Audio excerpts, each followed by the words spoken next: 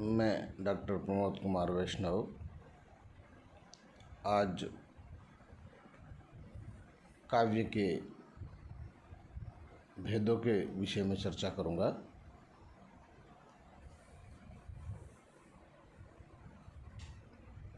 प्रथम वर्ष, द्वितीय वर्ष, तृतीय वर्ष, स्नातकोत्तर, पूर्वार्ध एवं उत्तरार्ध सभी कक्षाओं में संस्कृत साहित्य के इतिहास से संबंधित परीक्षा में प्रश्न पूछे जाते हैं। संस्कृत साहित्य के इतिहास को दो भागों में विभक्त किया गया है, वैदिक साहित्य एवं लौकिक साहित्य। वैदिक साहित्य को संहिता, ब्राह्मण, आरण्यक, उपनिषद एवं वेदांग इन भागों में विभक्त किया गया है। लौकिक संस्कृत साहित्य को दो प्रमुख भेदों में विभक्त किया गया है, दृश्य काव्य एवं श्रव्य काव्य। दृश्य काव्य का अर्थ है ऐसे काव्य जिन्हें देखा और सुना दोनों जा सके। अभिनय की प्रधानता वाले जो काव्य हैं उन्हें दृश्य काव्य के रूप में जाना जाता है। श्रव्य काव्य का अर्थ है जिसे सुना जा सके या पढ़ा जा सके। ऐसे काव्य को श्रव्य काव्य के रूप में जाना जाता है। काव्य के दो प्रमुख भेद बताए गए हैं। साहित्य शास्त्र के आचार्यों के द्वारा लौकिक संस्कृत साहित्य जो है उसको दो प्रमुख भेदों में बांटा गया है, दृश्य काव्य एवं श्रव्य काव्य। पहले हम दृश्य काव्य की चर्चा करेंगे। दृश्य काव्य जिसे देखा और सुना जा सके, ऐसे काव्य को पुनः दो भागों में बांटा गया है।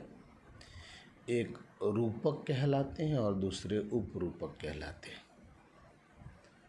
रूपक के अंतर्गत 10 भेद नाट्य शास्त्र के आचार्यों के द्वारा बताए गए हैं। आचार्य भरत मुनि से लेकर के और 10 रूपककार धनंजय तक सभी ने इन्हीं 10 रूपक के प्रमुख भेदों की चर्चा की है। रूपक के 10 भेद हैं नाटक, प्रकरण, भाण, व्यायोग, समवकार, डीम, अंक, वीथी, इहामृग एवं प्रहसन। ये रूपक के 10 प्रमुख भेद हैं। उपरूपक के अंतर्गत 18 भेदों की चर्चा की गई है, जिसके नाम हैं नाटिका, त्रोटक, गोष्ठी, सट्टक, नाट्यरासक, प्रस्ताव, उल्लाप्य, काव्य, प्रेखण, रासक, संलापक, श्रीगदित, शिल्पक, विलासिका, दुर्मल्लिका, प्रकरणी, हल्लिशा एवं भणिका। ये 18 भेद उपरूपक के बताए गए हैं। इन सभी में अभिनय की प्रधानता होती है। दृश्य और श्रव्य दोनों की प्रधानता होती है। रंगमंच पर अभिनीत किए जाते हैं। अलग अलग आकार प्रकार के होते हैं। कथा वस्तु, इसके नायक और इसकी रस की भिन्नता के कारण इन्हें अलग अलग भेदों में विभाजित किया गया है। ये दृश्य काव्य के दो प्रमुख भेद हैं। रूपक के 10 भेद हैं और उपरूपक के 18 भेद हैं। इसी प्रकार श्रव्य काव्य को भी 3 प्रमुख भेदों में बांटा गया है, गद्य, पद्य एवं चंपू काव्य। छंदोबद्ध रचना को पद्य कहा गया है और छंद विहीन रचना को गद्य कहा गया है। जिसमें गति, यति, लय, आरोह, अवरोह आदि का प्रयोग हो, श्लोकबद्ध हो, चरणों में निबद्ध हो, ऐसे काव्य पद्य काव्य के रूप में जाने जाते हैं, जबकि इनसे रहित, छंदो विधान से रहित तथा अवतरणों में विभक्त जो काव्य है उन्हें गद्य काव्य के रूप में पुकारा जाता है। गद्य काव्य के वैदिक, पौराणिक, शास्त्रीय एवं साहित्यिक, ये 4 भेद प्रमुख बताए गए हैं। उनमें सबसे महत्वपूर्ण है साहित्यिक जो गद्य है। वह साहित्य गद्य को आख्यायिका और कथा, इन 2 भेदों में पुनः विभक्त किया गया है।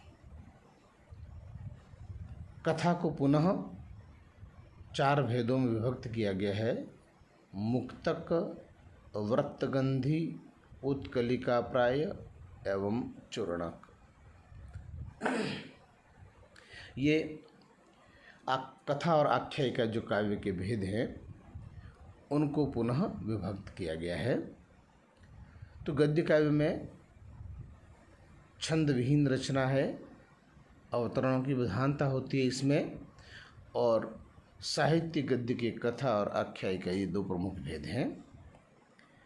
पद्य काव्य को पुनः 3 भेदों में विभाजित किया गया है: महाकाव्य, खंड काव्य एवं मुक्तक काव्य।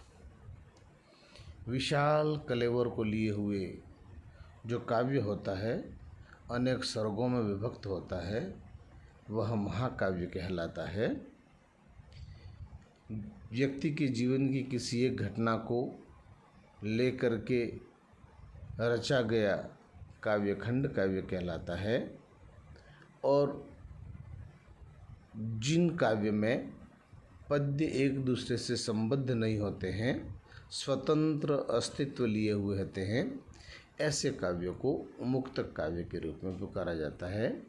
ये पद्य काव्य के 3 प्रमुख भेद हैं। श्रव्य काव्य का तीसरा भेद चंपू काव्य के नाम से जाना जाता है, जो गद्य और पद्य इन दोनों का मिश्रित रूप है।